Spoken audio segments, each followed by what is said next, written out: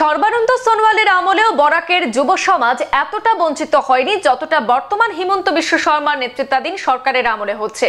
বরাকের প্রতি চরম বৈষম্য, বেকার সমস্যা সমাধান না হলে বৃহত্তর আন্দোলনের হুঁশিয়ারি বিডিএফ এর।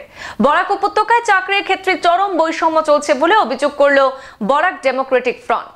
বরাকের ভয়াবহ বেকার সমস্যা সমাধানের উদ্যোগ না নেওয়ায় অঞ্চলটিকে পরিকল্পিতভাবে পৃথকীকরণের দিকে ঠেলে দেওয়া হচ্ছে বলে দাবি করেছেন বিডিএফ এর নেতারা। বিডিএফ এর মুখ্য আহ্বায়ক প্রদীপ দত্ত রায় এদিন জানান, বরাক উপত্যকার রেজিস্ট্রিকৃত বেকারের সংখ্যা ইতিমধ্যে 6 লক্ষ অতিক্রম করেছে, অথচ কর্মসংস্থানের কোনো সুযোগ নেই।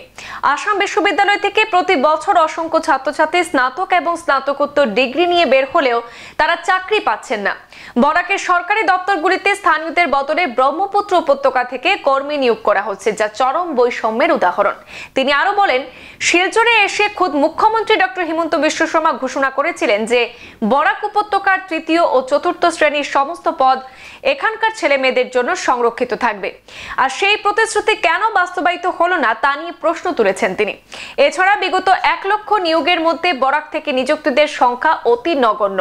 বর্তমানে আসামের প্রশাসনিক পদে বরাকের বাঙালিরা নেই বললেই চলে, অথচ একসময় আসামের উচ্চপদস্থ প্রশাসনে তাদের উল্লেখযোগ্য অংশগ্রহণ ছিল।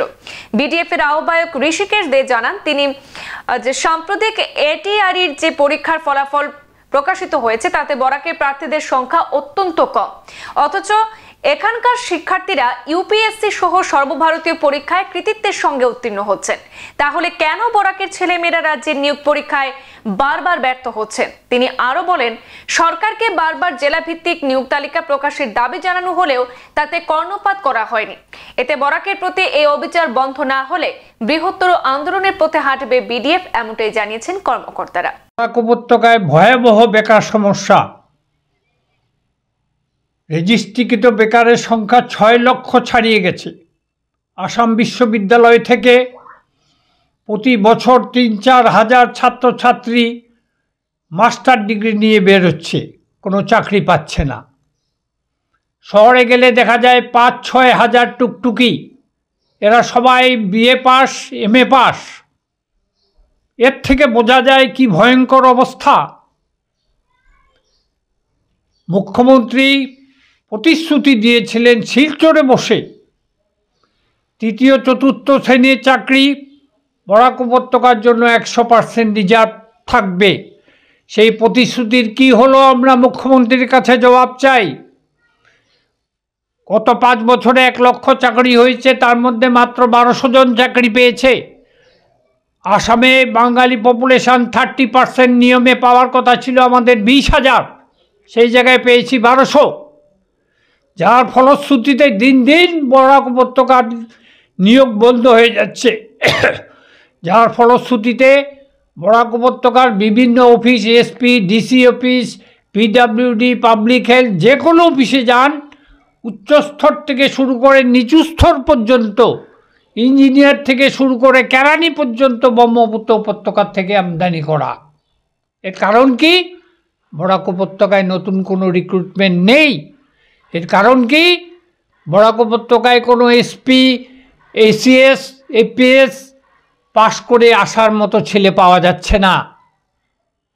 অথচ শিলং যখন আসামের রাজধানী ছিল, 60% বাঙালি অফিসার এবং কর্মচারীরা গোটা রাজধানীটাকে পরিচালনা করত।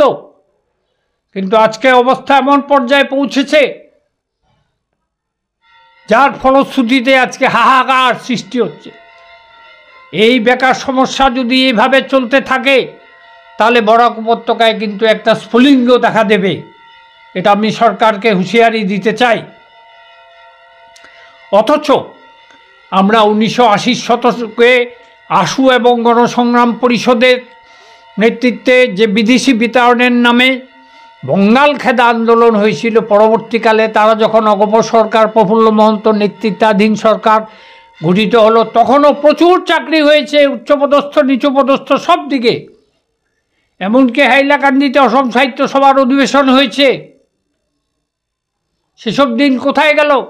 এমনকি বিজেপির 5 বছরের আমলে, সর্বানন্দ সোনোয়ালের আমলে, যে সর্বানন্দ সোনোয়াল বরাক ব্রহ্মপুত্র ভৈয়াম জনজাতি স্লোগান দিয়েছিল, যে স্লোগানে বরাক ব্রহ্মপুত্রের মানুষ একাকার হয়ে গেছিল, সেই স্লোগান আজ নেই কেন?